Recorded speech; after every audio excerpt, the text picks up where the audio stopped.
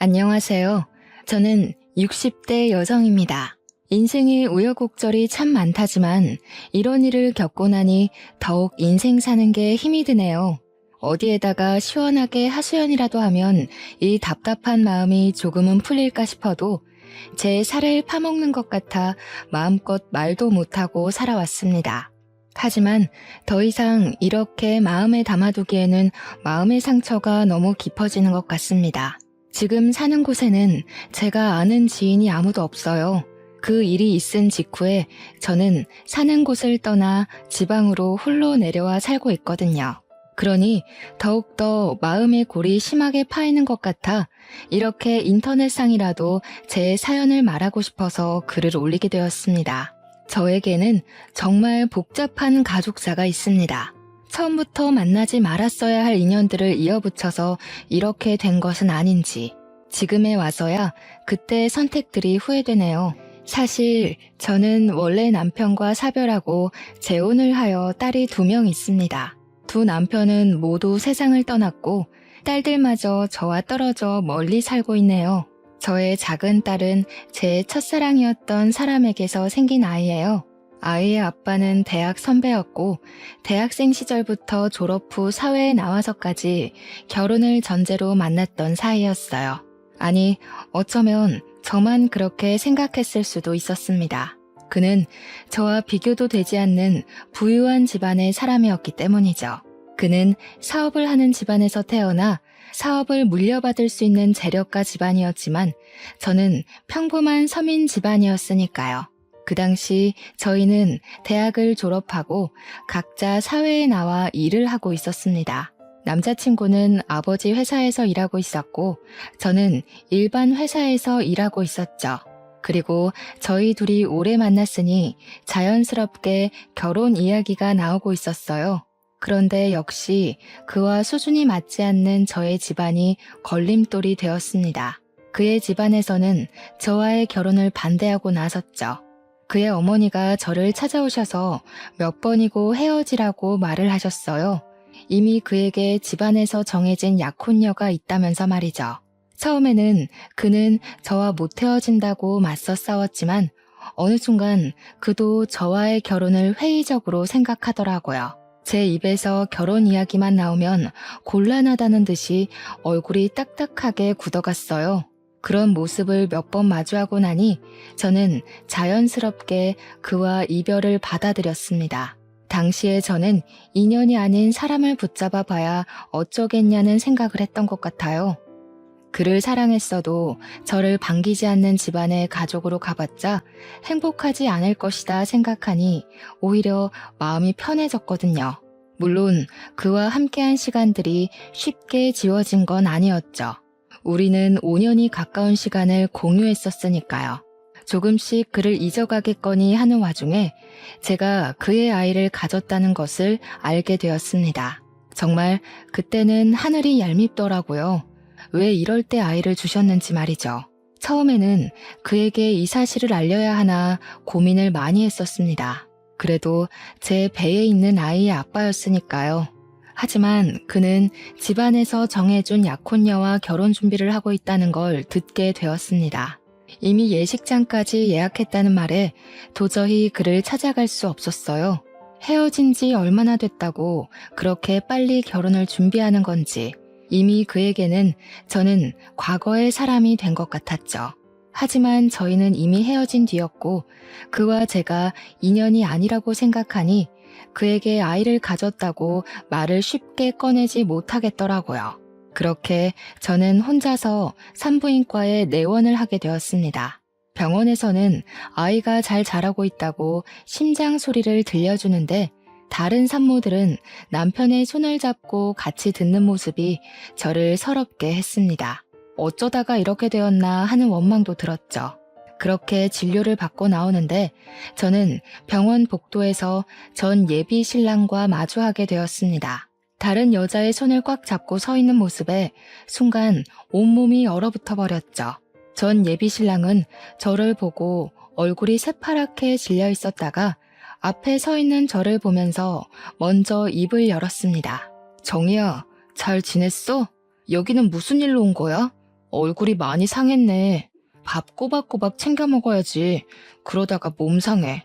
자기는 다른 여자 손을 잡고 산부인과에 왔으면서 이제 와서 가식을 떠는 모습에 제 손이 부들부들 떨렸습니다.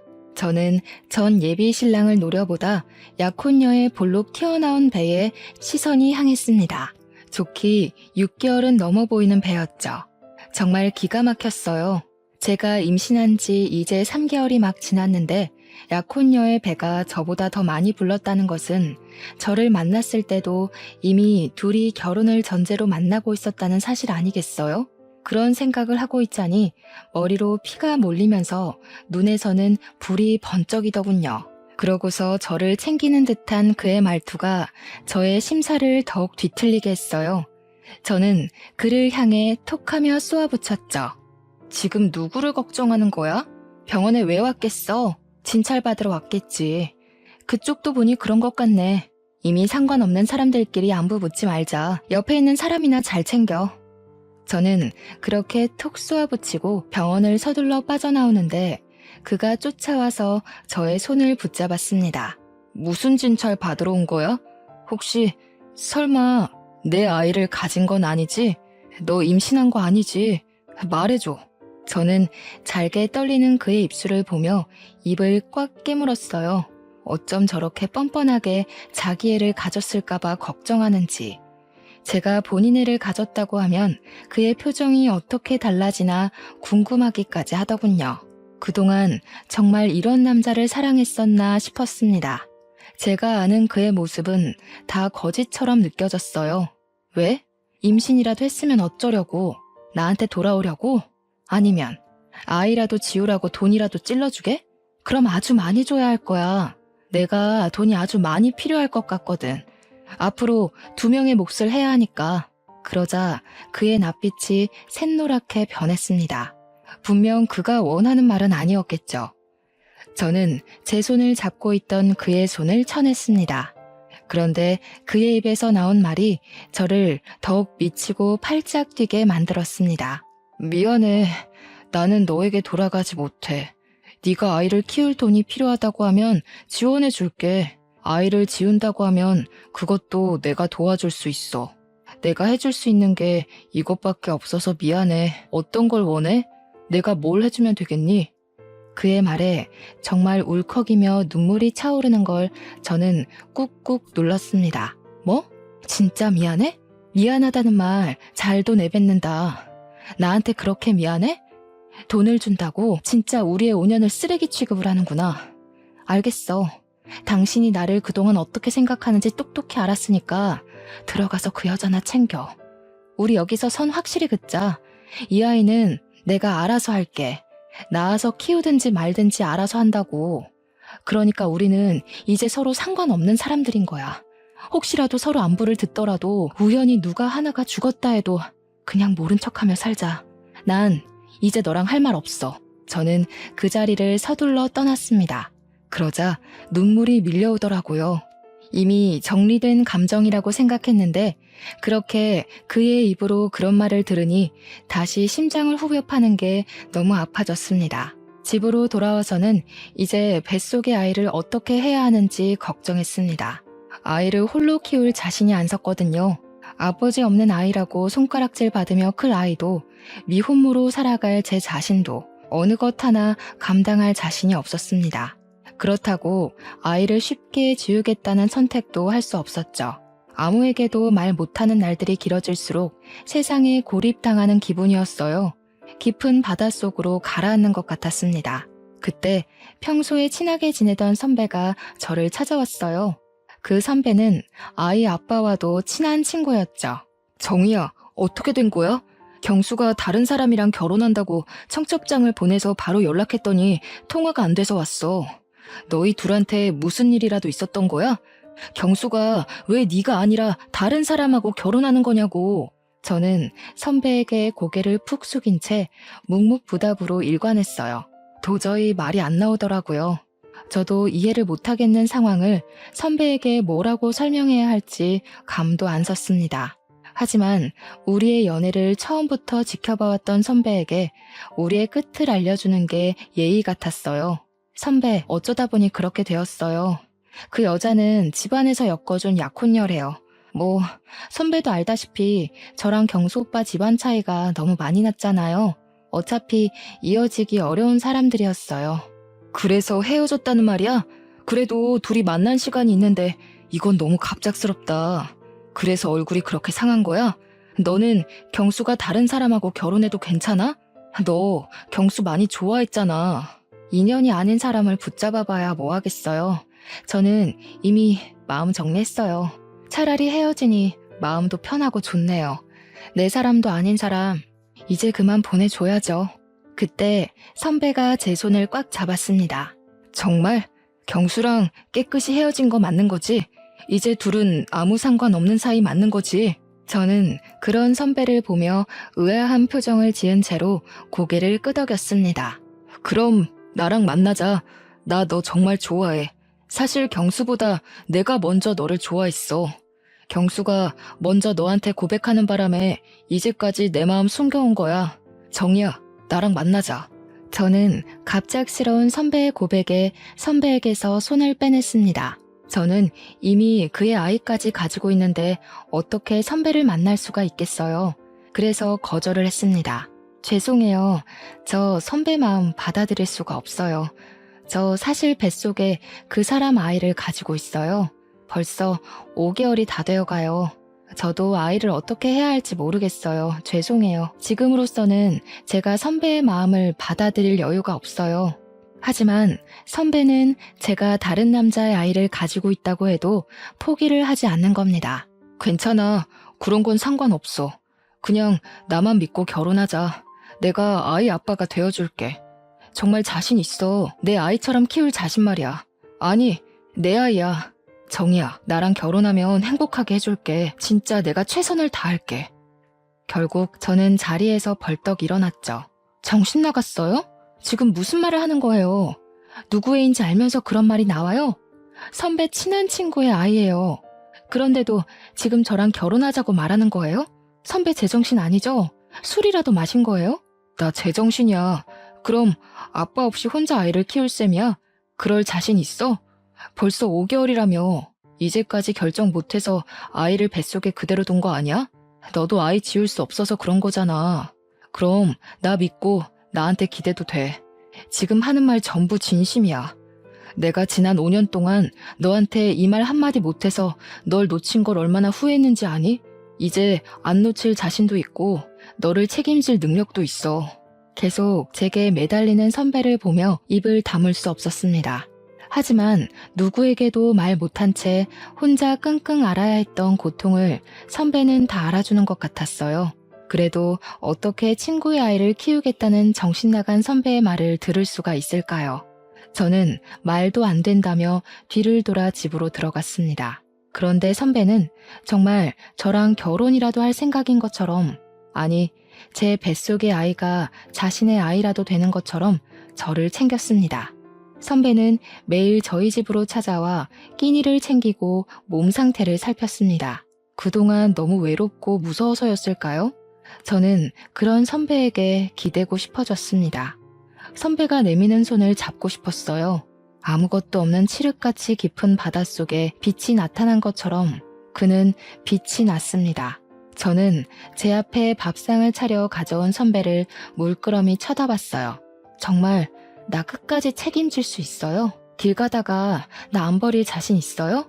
내가 손 잡으면 끝까지 같이 갈 용기는 있는 거예요? 마음속에서 비롯된 불안과 걱정이 깔린 질문을 듣더니 선배는 제 손에 숟가락을 쥐어주다가 저를 와락 껴안았습니다. 처음부터 그럴 생각 아니었으면 말도 안 꺼냈어. 걱정하지 마. 끝까지 가자. 길 잃지 않게 내가 손 꼭 잡고 갈 테니까 나만 믿고 따라와. 선배는 말 그대로 제 손을 꽉 붙잡고 본인 집으로 가서 제가 자신의 아이를 가졌으니 결혼을 하겠다고 말을 하더군요. 당당하게 그렇게 말하는 그의 모습에 저는 정말 뱃속의 아이가 그의 아이가 된 것 같았어요. 처음 선배의 부모님은 당황하시다가 완곡한 선배의 모습에 저를 받아들이셨어요. 정말 그의 말대로 그는 제 손을 꽉 쥐고 놓지 않았습니다. 그리고 저희는 결혼하고 부부가 되었죠. 남편은 제 딸아이를 정말 자신의 친딸처럼 예뻐했어요. 딸아이를 안아들고 어떻게 당신과 이렇게 쏙 닮았는지 모르겠다고 활짝 웃는데 그런 그를 사랑하지 않을 수가 있었을까요? 이미 남편의 머릿속에는 제 딸아이는 정말 그의 아이였던 거죠.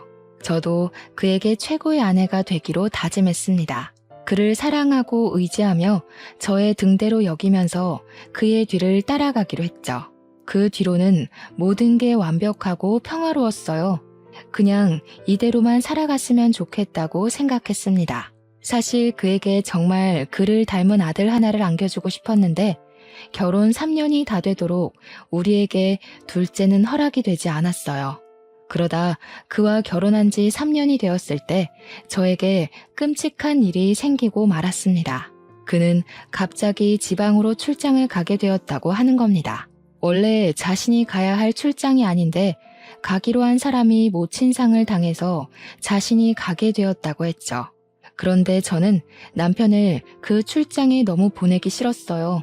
가슴속 깊이 그를 보내면 안 된다는 불안감이 엄습해 왔거든요. 남편이 가방에 짐을 싸면 제가 다시 풀고 또 풀어헤치기를 반복했어요. 왠지 가방 안에 그의 짐들을 넣으면 안 될 것 같은 겁니다. 그 출장 꼭 가야 해? 안 가면 안 돼? 여보, 왠지 나 불안해. 일도 손에 잡히지 않고 그냥 급한 일 생겼다고 안 가면 안 돼? 남편은 그렇게 불안해하는 저를 보며 꽉 끌어안고 등을 토닥였습니다. 어이구, 우리 마누라가 나랑 헤어지기 싫어해서 어쩌지? 그런데 나 말고 갈 사람이 없어.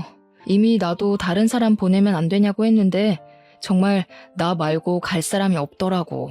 금방 다녀오는 거니까 보고 싶어도 조금만 참아. 응? 나도 당신이랑 헤어지기 싫다. 그런 남편을 보고도 저는 불길한 느낌이 들어 얼른 그를 꽉 끌어안았어요. 정말 보내기 싫은데 너무 마음이 찝찝하고 불안해. 정말 하루면 돌아오는 거지? 금방 다녀오는 거 맞지? 남편은 미소를 지으며 금방 온다고 걱정하지 말라고 말하면서 짐을 챙겨 밖을 나섰어요. 아마 저는 그날 그가 다시 내 곁으로 돌아오지 않을 것을 이미 알고 있었는지도 몰라요. 그를 그렇게 보내지 말았어야 했다는 것이 이렇게 큰 후회로 남았으니까요. 아무튼 다음날 남편이 출장지에서 출발하기 전에 저녁은 집에서 먹을 수 있겠다고 전화를 했습니다. 여보, 일이 일찍 끝났어. 이제 출발하려고. 저녁은 집에 가서 먹을 수 있겠는데 걱정하지 말고 기다리고 있어. 금방 갈 테니까. 알겠지? 우리 딸한테도 아빠가 금방 간다고 이야기해주고 서두르지 말고 안전운전해서 와요. 또 급하게 오지 말고. 맛있는 거 해놓을게. 당신 좋아하는 갈치조림이나 할까 보다. 시장에 다녀와야겠어요. 그와 전화를 끊은 뒤 딸의 손을 잡고 시장에 가서 싱싱한 갈치를 사와 저녁을 준비했습니다. 갈치조림에 들어갈 양념을 다 하고 냄비를 가스레인지에 올려두려는데 집 전화가 요란하게 울리는 겁니다. 평소에 그 시간에는 전화가 올 곳이 없어서 의아해하며 저는 전화를 받았습니다. 여보세요? 김민재 씨 아내 되시나요? 지금 바로 병원으로 오셔야겠습니다. 10중 추돌 사고로 김민재 씨가 돌아가셨어요. 와서 본인 확인을 하셔야 할 것 같습니다. 저는 순간 손에서 수화기를 놓치고 말았습니다. 저는 경황도 없이 딸아이의 손을 잡고 허겁지겁 병원으로 달려갔죠. 병원에 도착하니 그곳은 이미 아비규환이었습니다. 여기저기 소리치는 소리와 울음소리가 뒤섞여 들렸어요. 저는 지나가는 병원 직원을 붙잡고 남편이 어디 있는지 물었습니다. 저는 직원을 따라 병원 지하에 있는 영안실로 갔습니다. 서늘한 영안실로 들어서니 그 앞에 차가운 침대에 흰 천이 덮여 있더군요. 영안실 직원이 저를 보고 눈앞에 흰 천을 걷어냈습니다. 흰 천 아래는 정말 제 남편이 누워 있었습니다. 정말 믿기지 않았어요. 아까 전만 해도 통화를 하며 걱정 말라고 했던 사람이었는데 두 눈을 꼭 감은 그에게 다가갔습니다. 저는 손을 들어 차가운 그의 얼굴을 쓰다듬고 어깨를 흔들었습니다. 여보, 나왔어. 왜 여기 있는 거야? 돌아온다고 약속했잖아. 그런데 왜 여기 있는 거야? 내 손 안 놓는다며. 당신만 따라서 오라며. 그런데 이렇게 여기 있으면 어떡해. 일어나. 눈 뜨라고. 처절하게 울부짖는 소리에도 그는 이미 차갑게 식어 눈을 뜨지 않았습니다. 저는 어이없게 남편을 떠나보내야 했어요. 한 줄기의 빛이었던 나의 전부가 그렇게 무너져 내리고 말았습니다. 다시 모든 빛이 사그라들었죠. 망망대해 속 갈 길을 잃은 저는 멍하니 남편의 영정을 바라보았습니다. 사진 속 그는 저렇게 활짝 웃는데 이제 다시는 그 모습을 볼 수 없다는 것이 너무 서러웠어요. 그래도 제 손을 꽉 잡는 어린 딸을 보며 저는 다시 살아야 했습니다. 저에게는 책임져야 할 생명이 있으니까요. 그러자 딸아이는 저에게 화장실을 가고 싶다고 조르더군요. 저는 눈물을 닦아내면서 아이의 손을 잡고 몸을 일으켜 복도로 나섰습니다. 화장실을 다녀오는 길에 뒤에서 정이야 부르는 소리가 들리는 겁니다. 제가 뒤를 돌아보니 저를 버리고 간 그 남자가 상복을 입고 서 있었습니다. 그도 손에 제 딸아이의 또래로 보이는 여자아이가 상복을 입고 서 있더군요. 순간 산부인과에서 마주친 그의 아내의 모습이 머릿속에 스치더군요. 그의 딸아이였던 거죠. 그는 저를 향해 뚜벅뚜벅 다가왔습니다. 여기서 뭐 하는 거야? 상복 입은 거 보니 너도 누가 돌아가셨나 보네. 우연히 여기서 너를 다 본다. 그동안 잘 지냈어? 소식은 들었어. 민재랑 결혼했다고 하더라. 네가 민재랑 결혼할 거라고 생각을 못했거든. 그 녀석 너를 좋아하긴 했지만 그래도 그 소식 듣고 많이 놀랐지 뭐야? 이제 상관없는 사이니까 아는 척하지 말라고 했잖아요. 내가 여기 있는 이유도 당신하고 상관없어요. 그러니까 아는 척하지 말고 가세요. 아내가 10중 추돌 사고로 세상을 떠났어. 너는 딸을 낳았구나. 3살이겠네. 너를 많이 닮아서 예쁘다. 그 사람의 손이 제 딸아이의 머리로 향하더군요. 저는 그를 밀치고 제 딸아이를 뒤로 감추었습니다. 뭐 하는 짓이야. 어디다 손을 올려. 저리 안 가? 그 더러운 손으로 내 딸한테 손대지 마. 다시는 내 앞에 나타나지 말고 우리 각자 살자. 당신 아내가 죽은 거 하나도 안 궁금해.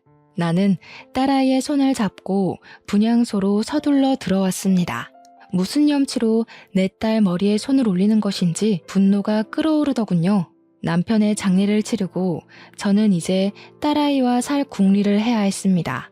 그런데 몇 년을 주부로 살았다고 쉽게 일자리가 구해지지 않는 겁니다. 당장 할 수 있고 아이를 돌볼 수 있는 자리를 찾다 보니 마트 점원을 뽑는 공고를 통해 마트에서 파트타임으로 일을 하게 되었습니다. 그렇게 마트에서 일하고 집으로 돌아가는데 전 예비 신랑이 저를 찾아왔습니다. 제가 다시는 얼굴 마주보고 살지 말자고 그렇게 소리를 치며 악을 썼는데 말이죠. 저는 제 앞에 나타난 그를 보고 그냥 지나쳤습니다. 그러자 그가 제 팔을 딱 붙잡더니 갑자기 무릎을 꿇더라고요. 정희야, 그날 나도 민재가 아내와 같은 사고로 죽은 걸 알고 이건 나에게 다시 찾아온 운명이라 생각했어. 우리가 다시 시작할 이유는 충분한 것 같아. 내 말 좀 들어줘. 그의 어이없는 말에 기가 찼습니다. 저를 버리고 다른 여자에게 갔으면서 이제와 운명이니 뭐니 떠들어대는 게 웃기더라고요.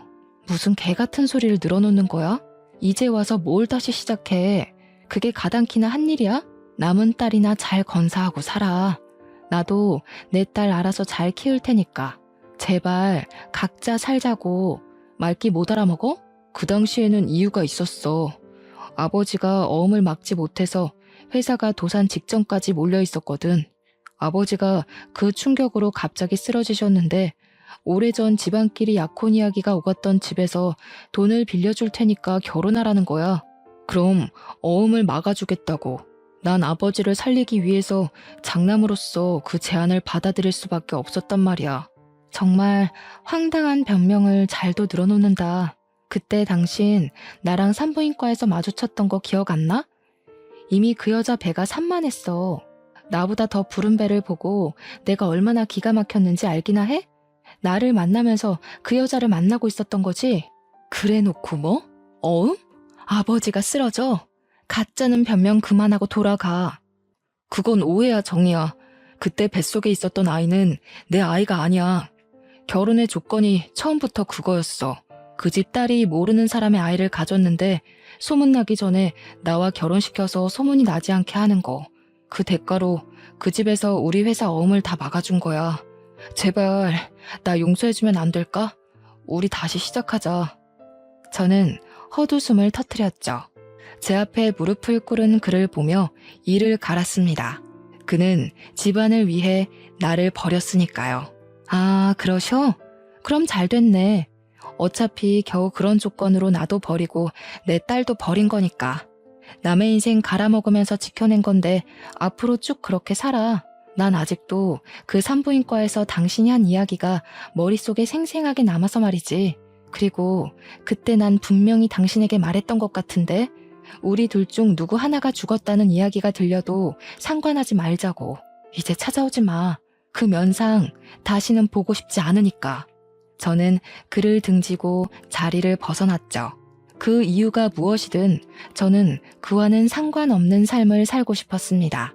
나머지 삶을 죽은 남편의 아내로 홀로 딸아이를 키우며 살겠다고 다짐했으니까요. 핏줄이 당겼을까요? 서로 상관없이 살자는 저의 생각과 그의 어머니 생각은 달랐습니다. 처음에는 그와의 결혼을 그렇게 막아서더니 이제 와서 다시 제 앞에 찾아오셨어요. 잘 지냈니? 경수에게 이야기 들었다. 딸아이가 있다면서? 나도 장례식장에서 우연히 너를 보고 깜짝 놀랐다. 나도 너의 딸을 봤지. 피는 못 속인다더니 제 아빠를 빼다 닮았더구나. 무슨 말을 하시는지 잘 모르겠네요. 왜 찾아오셨어요? 근무 시간이라서 시간을 오래 못 비워서 빨리 할 이야기만 하시고 돌아가세요. 저와는 이제 상관없는 분이시잖아요. 네 딸, 경수 딸이지? 그냥 봐도 누구 딸인지 알겠는걸. 너희 시댁에서는 아직도 모른다니? 그동안 감쪽같이 속여왔구나. 이제 우리 핏줄인지 알았으니 내가 챙겨야겠어. 경수 아내도 죽었는데 이제 더 이상 거리낄 것도 없고 말이야. 저는 전 예비 시모가 하는 말에 놀라서 자리에서 벌떡 일어났습니다. 지금 무슨 말을 하시는 거예요? 누구를 챙겨요? 누구 핏줄이요? 그렇게 냉정하게 밀어낼 때는 언제고 이제 와서 왜 그러세요? 며느리가 죽기를 기다리셨나 봐요? 그의 어머니는 두 눈을 날카롭게 뜨더니 제 앞으로 노란 서류 봉투 2개를 내밀더군요. 저는 의심쩍은 얼굴로 봉투를 열어보았습니다. 하나는 어떻게 딸아이의 유전자를 구했는지, 그 사람과 딸아이의 유전자 검사지와 다른 하나는 친자 소송 봉투였어요. 제가 그것을 들고 그대로 굳어있자 그의 어머니가 입을 여셨죠. 이미 내 딸과 경수의 친자 확인은 끝냈고 우리는 소송 준비도 끝냈다. 딸아이를 우리에게 뺏기기 싫으면 경수랑 결혼해라. 어차피 아이의 친아빠 아니니? 아이 생각해서 결혼해. 소송한다고 해도 네 형편에 우리를 이길 변호사도 제대로 못 구하잖니? 이대로 아이만 뺏길 거니? 이미 그의 어머니는 저를 협박하려고 작정하고 오신 거였습니다. 정말 대단하시네요. 역시 부잣집 사모님은 다르긴 다른가 봐요. 이렇게 철저하게 준비까지 해서 오셨어요. 이미 저한테 선택권은 없다는 거네요. 그전에는 내가 미안하게 됐다. 그때는 상황이 좋지 못했다. 이제라도 다 제자리로 돌아오는 거니 너도 좋게 생각해라. 경수가 너 아니면 안 된다고 하고 나도 내 손녀 보면서 살고 싶다. 정말 그 작자나 어머니나 뻔뻔한 건 유전이네요. 지우라고 돈 준다고 할 때는 언제고 제가 이제 와서 댁 아들이랑 살고 싶겠어요? 빼앗기기 싫으면 결혼을 하라고요? 참나, 어떻게 다 제자리로 돌아가는 거라고 말을 하실 수 있어요? 제 머리로는 이해가 되지 않네요. 저는 딸아이를 뺏기지 않기 위해 그 사람과 결혼을 해야 했어요. 제가 계속 결혼을 거부하면 그 사람은 정말 소송을 해서라도 딸아이를 데려갈 사람들이었으니까요. 결국 저는 그와 결혼을 하고 말았습니다. 이렇게 강제로 이어붙인 결혼 생활이 좋을 리가 없었죠. 이미 저는 그에 대한 애정이 차갑게 식어버렸고 남은 건 분노밖에 없었습니다. 그는 그래도 저에게 잘 보이려고 노력을 하더라고요. 하지만 저는 철저히 그를 제 울타리 밖으로 밀어냈어요. 그가 제 옆에 다가오면 저는 제 딸아이를 안고 방 안으로 들어가 버렸죠.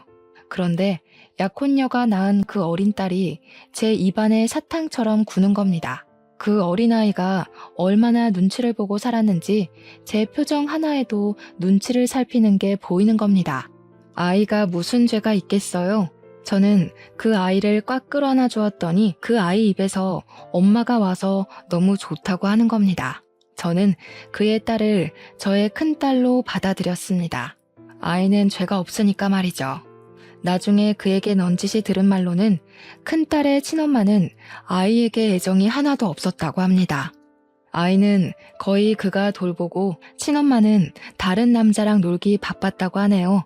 그날의 사고도 다른 남자와 여행을 다녀오다가 사고가 나서 세상을 떠났다고 하더군요. 가여운 이야기를 들어서인지 제 입에 사탕처럼 굴어서인지 저는 제 딸보다 큰 딸을 더 끼고 살았던 것 같아요. 제 남편이 된 그 사람도 두 아이에게 차별 없이 잘하려고 노력을 하더라고요. 그런 모습을 보는데 그의 인생도 참 기구하다고 생각이 들었습니다.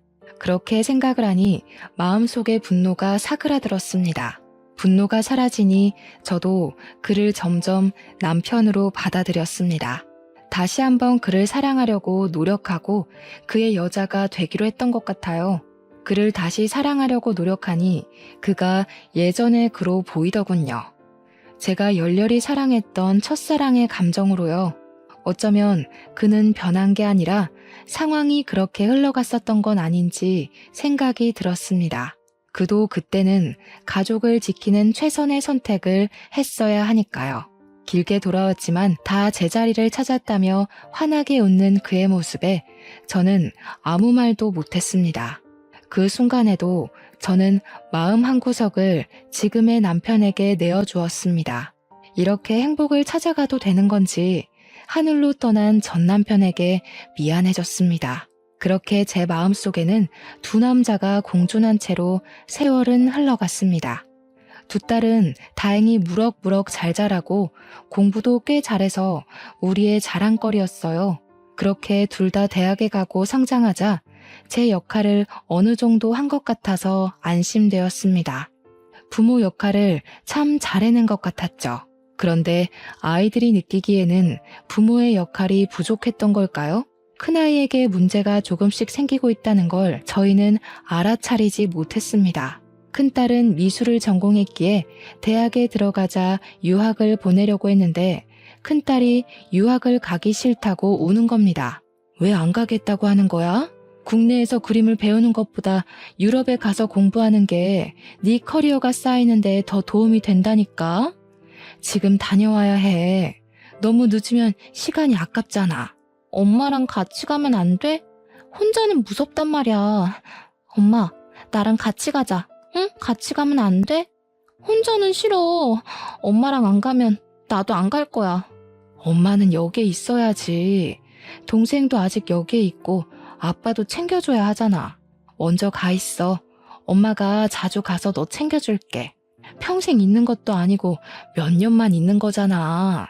그러자 큰딸은 얼굴색이 갑자기 새빨개지더니 입을 꽉 닫아버렸습니다. 그 뒤로 말도 거의 안 하고 지내는 겁니다. 저는 딸아이가 걱정되어 무슨 일이냐 물어봐도 아이는 제가 자신을 사랑하지 않아서 그런다고 말을 하는 겁니다. 큰 딸아이에게 내가 너를 얼마나 사랑하는데 그런 이야기를 하느냐고 해도 아이는 더욱 말을 하지 않았어요. 그러는 사이에도 큰 딸아이의 출국 일자는 점점 다가오고 있었습니다. 그렇게 출국일이 한 달도 남지 않았을 때 저의 세상은 다시 한번 부서져 버리는 일이 일어나게 되었어요. 그날을 어떻게 설명을 해야 하는지 지금 다시 생각해도 끔찍한 그 사건을 다시 떠올리려니 손과 심장이 떨려옵니다. 그날은 휴일이었어요. 가족들이 한자리에 밥을 먹고 있어도 큰 딸아이는 말없이 밥만 먹고 가장 먼저 자리에서 일어나더군요. 저는 큰딸아이에게 간식을 가져다 주고 다시 마음 풀라고 말을 하는데도 이불을 뒤집어 쓰고 일어나지 않았습니다. 답답한 마음에 속이 타들어갔습니다. 작은 딸아이는 공부할 때 단 것을 찾는 습관이 있었는데 그날도 초콜릿이 있냐고 물어보는 겁니다. 저는 단 것을 좋아하는 남편과 딸아이를 위해서 초콜릿을 가득 사다 놓고 내서 초콜릿 상자를 꺼내 작은 딸에게 가져다 주었습니다. 그런데 잠시 후 작은 딸이 초콜릿 상자를 저에게 다시 가져다 주는 겁니다. 초콜릿에 알코올이 들어가서 공부하면서 먹기 그렇다고 하더군요. 그러면서 다른 초콜릿을 가지고 방으로 들어갔는데 저는 포장이 뜯긴 채 하나도 손대지 않은 초콜릿 상자를 보았습니다. 정말 작은 딸 말대로 알코올이 포함되어 있는 겁니다. 저는 어쩔 수 없이 뜯긴 초콜릿을 남편에게 건네주었죠. 이거 당신이 먹어야겠는데? 알코올 들어있어서 공부하며 먹기 그렇다고 하네. 당신이라도 먹어야겠어. 이미 뜯겨 있어서 다시 넣어놓기도 그래. 남편은 알겠다고 하면서 초콜릿 상자를 테이블에 올려두고 한 개를 꺼내 먹더라고요. 제가 뒤돌아서는데 갑자기 남편이 목을 부여잡고 그대로 바닥으로 꼬꾸라지는 겁니다. 저는 놀라서 남편을 붙잡았는데 그의 입에서는 하얀 거품이 흘러나왔습니다. 그리고 그대로 정신을 잃고 쓰러졌어요. 아무리 남편을 흔들어 봐도 일어나지 않는 겁니다. 이미 그의 동공에는 초점이 없었어요. 저는 급하게 119에 전화를 했습니다. 신고를 받고 도착한 119 구조대원이 거실로 들어와서 남편을 살펴보더니 갑자기 112로 신고를 하더군요. 그런데 통화하는 내용이 섬뜩했습니다. 네, 거기 경찰서죠. 여기 지금 환자가 쓰러졌는데 아무래도 독극물을 섭취한 것 같습니다. 이미 환자는 사망 상태인데 아무래도 스스로 먹은 것 같지는 않아요. 빨리 오셔야 할 것 같습니다. 스스로 먹지 않았다는 말은 살인사건이라는 말이 아니겠어요? 저는 떨리는 손을 부여잡고 딸들도 놀라서 거실에 서 있는데 경찰들이 와서 남편을 살펴보더니 저를 범인으로 지목하고 구속했습니다. 저는 어이없는 상황이 아니라고 항변을 했지만 정황상 제가 범인이라고 하더군요. 제가 남편에게 초콜릿 상자를 건넸으니까요. 그렇게 저는 구속되어 경찰서로 가게 되었습니다. 경찰은 남편이 초콜릿 속에 들어있는 청산가리를 먹었다고 했습니다. 그리고 그 상자에 저와 남편의 지문, 그리고 작은 딸의 지문이 찍혀 있는데 정황상 독을 넣을 수 있는 사람이 저라는 겁니다. 거기다 저와 남편은 과거 사건으로 앙심을 품고 있지 않았냐고 하더군요. 해묵은 서로의 감정이 이렇게 저를 올가맬 줄은 생각도 하지 못했습니다. 하지만 저는 아무 말도 하지 못했어요. 제가 아니라고 하면 두 딸 중에 하나가 남편을 죽인 거니까요. 작은 딸은 아무 말 하지 않는 저를 보며 경악을 하더군요. 엄마, 정말 엄마가 아빠를 죽인 거야? 왜? 그거 처음에 나 먹이려고 한 거잖아. 그럼 나도 죽이려고 한 거야? 엄마가 어떻게 나한테 이럴 수가 있는 거야. 도대체 왜 이런 일을 벌인 건데? 저는 딸에게 아무 말도 못했습니다. 제가 둘 중에 누가 범인인지 특정하지 못하는 사이에 큰딸은 작은 딸을 범인으로 지목을 하는 겁니다. 야, 웃기지 마. 네가 아빠 죽인 거잖아. 엄마가 평소에도 너 공부할 때 초콜릿 챙겨줬는데 왜 엄마가 범인이라고 하는 거야? 엄마가 바보야? 네가 아빠 죽인 거지? 네가 초콜릿 안 먹고 다시 엄마한테 줘서 이렇게 된 거고 평소에도 너 아빠한테 불만 많았잖아. 엄마는 단 거 안 먹으니까 뜯어진 초콜릿을 당연히 아빠한테 가져다 줄 거 알고 있었던 거지? 순간 머리가 아득해지더군요. 작은 딸은 소리를 꽥 지르며 자신은 아니라고 울었습니다. 그 소란 틈에 경찰들은 작은 딸 방에서 청산가리 가루와 초콜릿에 넣은 주사기를 발견했다면서 내미는 겁니다. 저는 믿을 수가 없었어요. 작은 딸이 친아빠를 죽인 것이니까요. 저는 작은 딸을 붙잡고 물어보았습니다. 정말 네가 아빠를 죽인 거야? 아니지, 아니라고 말해. 어서, 너는 잘못 없다고. 작은 딸은 정말 자신이 하지 않았다고 눈물을 흘렸습니다. 나 정말 아니야. 내가 왜 아빠를 죽여? 평소에 새아빠를 좋아하면 친아빠한테 미안해서 그런 거였어. 새아빠가 나한테 잘해줄 때마다 거부감이 들었지만 죽일 정도로 새아빠를 미워하거나 싫어하지 않았어. 저는 당시에 작은 딸에게 친아빠가 누구인지 말해주지 않았습니다. 그때는 바보같이 저는 전 남편이 딸아이를 친딸처럼 사랑했으니 그의 딸로 남겨두는 게 그와의 마지막 의리라고 생각했어요. 전 남편이 죽었을 당시에 딸은 3살밖에 되지 않았으니 그를 기억하고 있을 거라고 생각하지 못했죠. 그런데 딸아이는 전 남편을 아주 생생하게 기억하고 가슴에 남겨두고 있었더라고요. 저는 작은 딸아이를 안고 눈물을 흘렸습니다. 그리고 새아빠가 네 진짜 친아빠라고, 네가 알던 그 친아빠는 진짜 친아빠가 아니라고 말했어요. 그리고 미리 말해주지 못해서 미안하다고 했습니다. 드디어 작은 딸에게 진실을 다 고백한 거죠. 그런데 갑자기 경찰들이 제 옆에 앉아있는 큰딸아이의 손에 수갑을 채워 넣으며 살인 용의자로 구속하겠다고 하는 겁니다. 작은 따님 방에서 찾은 범행에 사용했던 주사기 안쪽에서 큰 따님의 지문이 발견되었습니다. 다른 곳은 다 잘 닦았는데 안쪽에 남아있던 것은 미처 못 닦아냈나 보더군요. 그리고 청산가리 구매 사이트에서 큰 따님의 아이디를 찾아냈습니다. 초콜릿을 구매한 것도 큰 따님이고요. 저는 믿을 수 없는 사실에 당황해하다가 고개를 숙이고 있는 큰딸을 붙잡고 물어보았습니다.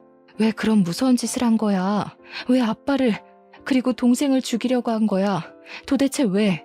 큰딸은 고개를 들어 저를 쳐다보더군요. 그리고 눈물을 흘렸습니다. 저는 엄마 아빠의 완전한 딸이 되고 싶었어요. 동생처럼요. 동생은 두 분의 친딸이잖아요. 저도 두 분의 친딸이 되고 싶었어요. 그래서 동생을 죽이려고 했죠. 동생만 사라지면 제가 두 분의 유일한 딸이 되는 거잖아요. 그런데 그 초콜릿을 아빠가 먹을 줄은 몰랐어요. 청산가리를 넣기 편해서 안에 알코올이 들어있는 초콜릿을 주문한 건데 공부할 때는 알코올이 든 건 안 먹을지 몰랐거든요. 그런데 그건 어떻게 알았니? 그이가 친아빠라는 것은 너희 동생에게도 말 안 한 사실인데 너는 어떻게 한 거야? 어떻게 몰라요. 틀에 찍어놓은 것처럼 웃는 게 닮았는데 모를 수가 없었죠. 할머니도 저보다 엄마가 데려온 동생을 그렇게 예뻐하는데 자연스럽게 알게 되었어요. 저는 두 분과 피 한 방울 안 섞였다는 걸 할머니가 이야기하는 걸 우연히 들었고 동생은 두 분의 친딸인 걸 알았는데 그게 너무 부럽더라고요. 나도 두 분의 친딸이 되고 싶었어요. 그럼 나도 그렇게 사랑해주려나 하고 말이죠. 큰 딸아이는 경찰에 작은 딸이 학업 스트레스로 초콜릿에 청산가리를 타서 자살한 것으로 위장하려고 했다고 자수를 했습니다. 저는 어릴 때부터 큰 딸에게 사랑을 충분히 주었다고 생각했는데 그 아이에게는 한없이 부족했나 봐요. 큰 딸은 저에게 내 자식으로 태어나지 못해 미안하다고 울었습니다. 사람을 해치는 용서받지 못할 죄를 지었지만 큰딸의 잘못이 아닌 그 모든 게 제 잘못인 것 같아 심장이 찢겨 나가는 것 같았습니다. 큰딸은 결국 존속 살해 혐의와 작은딸의 살인 미수로 징역 7년을 선고받았습니다. 그리고 작은딸도 그이가 자신의 친아빠인 걸 알고 충격을 받았는지 저를 원망하더군요. 미리 왜 말을 해주지 않았냐고요. 그동안 아빠를 미워했다면서 전 남편의 장례식장에서 제가 한 말을 기억한다고 했어요. 새아빠에게 화내며 더럽다고 말한 게 혹시 자기 아빠의 죽음과 관련 있는 건 아닌지 의심하고 미워했다고 하네요.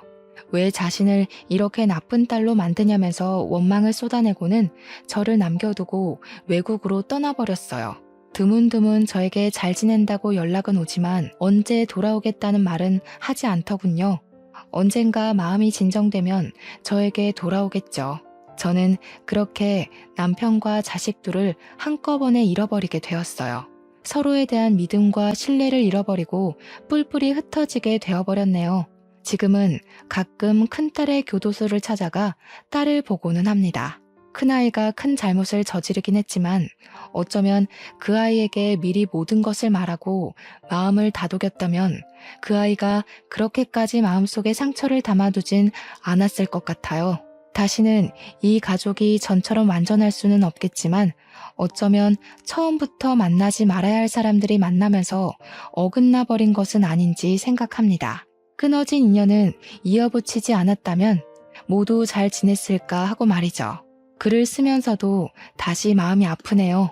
여러분도 혹시라도 끊어낼 인연이 있다면 다시 한번 생각하고 또 생각해 보시고 어떤 것이 좋을지 잘 생각하고 이으셨으면 좋겠습니다. 긴 글 읽어주셔서 감사합니다.